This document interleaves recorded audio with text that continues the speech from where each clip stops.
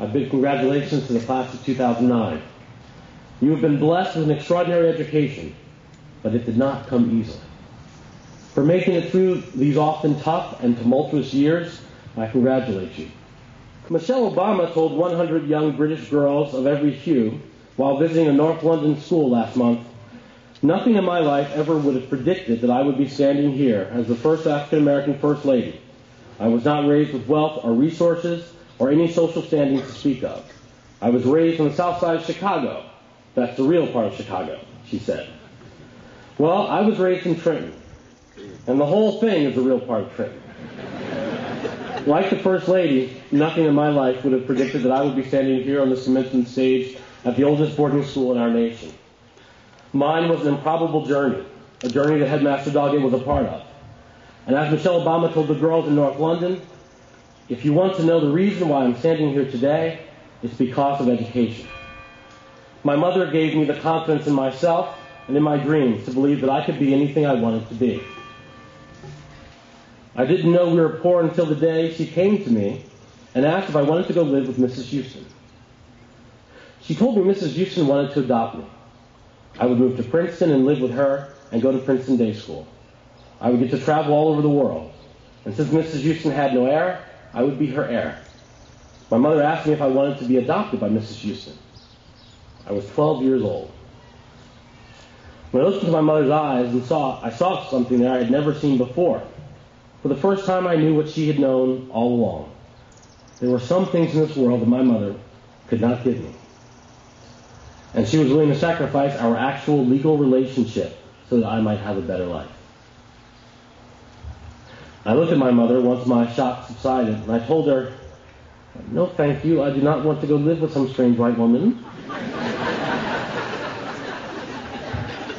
As it turned out, Mrs. Houston would pass away a few short years later. Before I'd even graduated high school, I would have been a millionaire. It was the first of many ruinous financial decisions in my life. Luckily for me, my mom remained committed to my getting every opportunity she could provide. And when my junior high school principal suggested I enroll in a private school a few years later, Mom jumped at this second chance.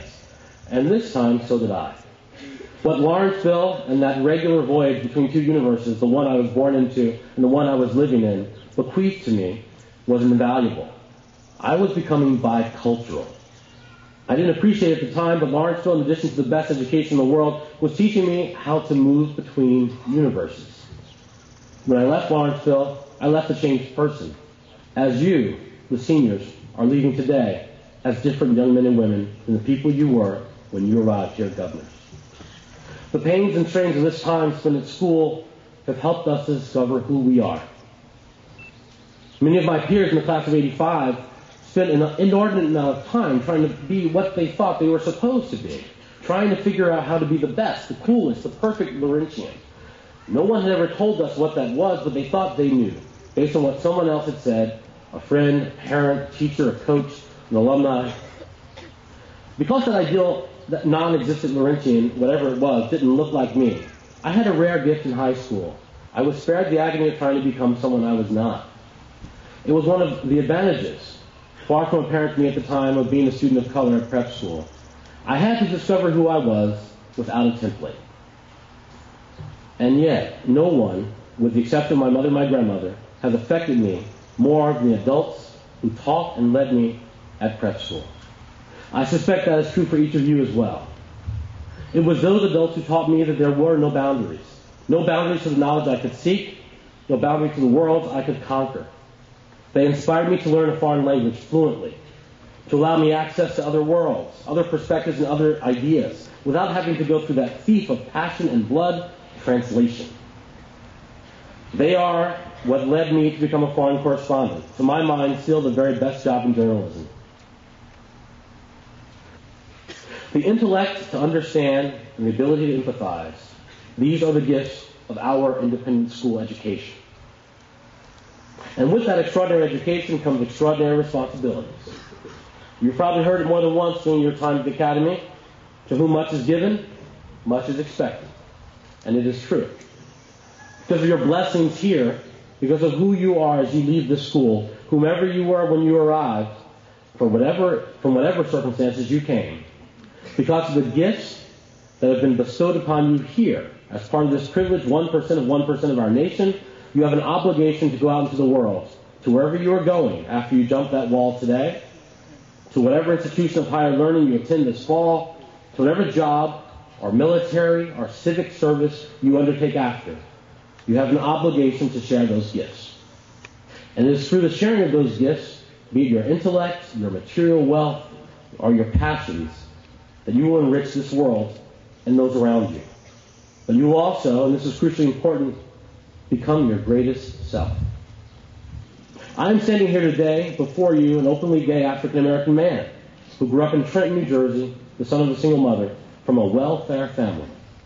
Fluent in French, having lived and worked on 3 continents while reporting for an international news magazine, having led its coverage of Africa, having occupied the position that does most of the hiring there, the international business editor of the New York Times, because of the progress our country has made. The demographers and the students of generational studies tell us that your generation is deeply committed, idealistic, community-oriented, hardworking, and likes a challenge. The greater the challenge, the better. I am optimistic your generation has already demonstrated your power to see our world differently from what it was and to make it so. The good news, class of 2009, is that college will be easy. Your parents probably don't want me to tell you that, but it's true. You've already done the hard part. The bad news is you will not be able to be the same you there that you have been here. At some point in your college career, you will realize that you cannot do everything you have done in your years at the academy. Now, too often, we come through school and do all we can not only to succeed, but also to protect ourselves from the prospect of failure. One of the downsides of your generation is that too often, you're not willing to take risks. Too often, you're protected from taking risks. But failure, I tell you, can be an excellent thing. Because of the limits of time and my own limits, I had no choice but to pare my activities down in college. I had to choose. But life is about choosing. Choosing what you will do and what you will not do. So you might think, how tragic that I narrowed my life, my ambition, my aspirations. But the result of letting go of the things that I was not truly, deeply passionate about, or just not good at, was that I turned myself more fully to the pastimes I truly loved. And one of those things was another of my extracurricular passions from high school, the newspaper. Follow your passion. The rest will take care of itself. Remember the values of this school as you leave. Service, community, becoming a lifelong learner. If you take nothing else from what I say to you today, remember this when you get off to college. Professors are people too. Get to know the ones whose subjects most interest you. Rice understood what I did not. Office hours are not just for students who are having problems understanding. They are your chance to talk with brilliant men and women one-on-one. Use them. Just as you did your relationships with your teachers here. Life, class of 2009, is about relationships. Something you know after your years at the academy. Your relationships with your teachers and coaches and advisors made you the young men and women you are today. More than that, everyone says it, but you are leaving here today with some of the best friends you will have in your entire life. And my last piece of advice, I take directly from Condoleezza Rice. No set of experiences could be more important for your entry into the world out there than acceptance and respect for diversity. Do you understand that prejudice is not an impenetrable force field that cannot be overcome? The will to succeed may be your most potent weapon against the prejudice that is still deeply ingrained in the fabric of our country and our world. Prejudice and bigotry, Rice said, are brought down by the sheer force of determination of individuals to succeed and the refusal of the human being to let prejudice define the parameters of the possible. To the class of 2009, when you leave this beautiful place, remember what you are capable of. Remember what the teachers and coaches and advisors have taught you, not just about the world, but about yourselves. Follow your passion, and the rest will take care of itself. And try to fail a little. Thank you.